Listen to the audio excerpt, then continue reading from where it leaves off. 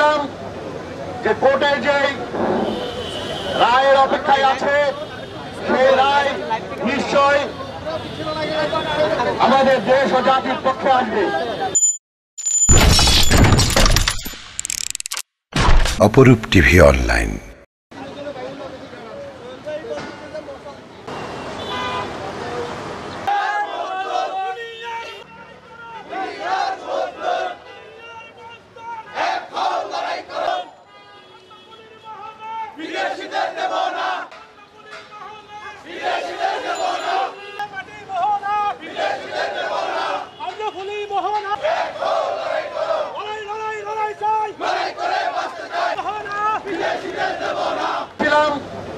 যে কোর্টের যে রায়ের অপেক্ষায় আছে সেই রায় নিশ্চয়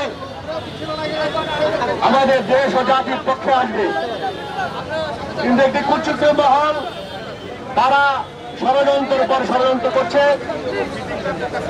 আমরা চাচ্ছি এই বন্দর কোন প্রকারেই কোন বিদেশিদের কাছে দেশি এবং বিদেশি কোন ইজারাদারকে ইজারা দেওয়া হয়। আমরা সরকারকে বলেছি এটা আমাদের জাতীয় নিরাপত্তার বিষয়, এটা আমাদের হৃৎপিণ্ড। এই হৃৎপিণ্ড সচল থাকলে দেশ সচল থাকবে। এই হৃৎপিণ্ড সচল থাকলে জাতির রাজস্ব একটি বড় অর্থ যোগান দিবে।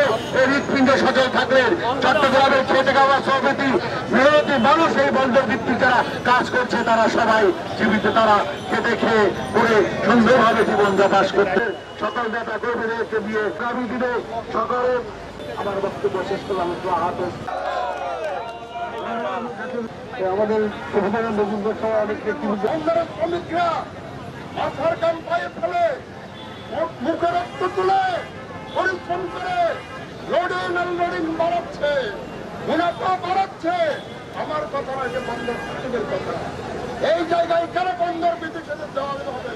আমরা বারবার প্রশ্ন করেছি, এই প্রশ্নের জবাব সরকারের কাছে নাই, দিতে পারে না, মুখ ফুটে আছে। কিন্তু আমরা এই প্রশ্নের জবাব চাইব, দিতে হবে আপনাকে।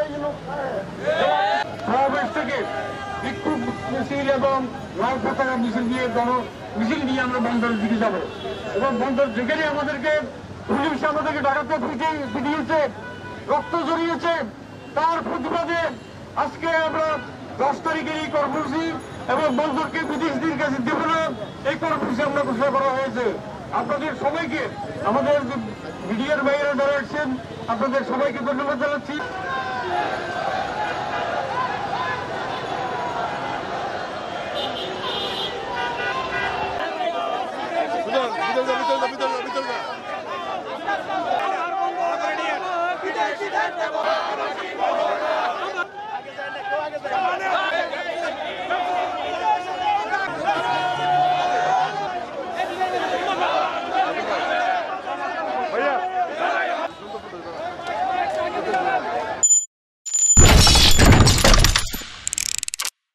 অপরূপ টিভি অনলাইন।